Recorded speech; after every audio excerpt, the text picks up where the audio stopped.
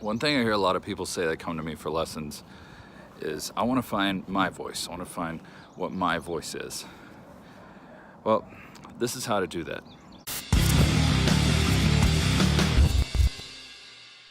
One thing about having your own voice that a lot of people don't realize is you can choose a lot of what that voice sounds like yourself. This also addresses one of the questions, one of the concerns that came up over my last video about vowel anchoring, about being up and forward, and people worrying that would sound too edgy. Some people are about being nasal, but that's a different thing altogether. Maybe I'll address that in another video.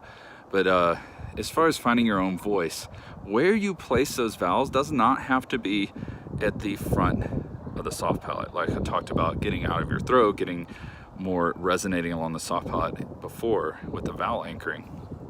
You can move that. So you can go more forward and sound like Axl Rose, basically. Like, not that he sounds quite like that, but you can get that more forward, or you can move further back. So where I'm talking about the front of the soft palate, which you get from up and over your finger, you get from moving all your vowels up here, like getting that where your tongue's positioning that, well, you can move that back a little. So you're up here, hey. If you go 1 centimeter back, it goes from that to this. You can go further back. And you see what starts to happen is the soft palate lifts a little bit more. You end up dampening your larynx a bit more and getting this bigger sound the further you anchor your vowels. So instead of up here, it's right here or back here.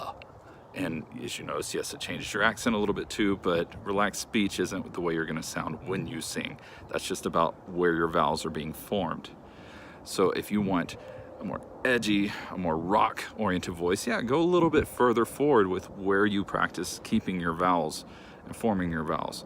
If you want it to be more rounded out and maybe a softer voice, go a little bit further back.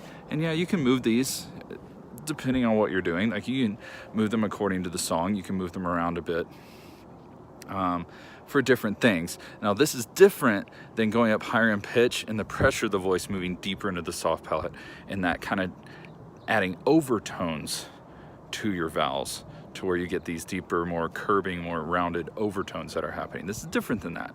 This is about choosing the primary sound color, accent, and placement of the muscle groups for your voice. So you want to find your voice, start experimenting with where you're placing that resonance along the soft palate, the vowel resonance.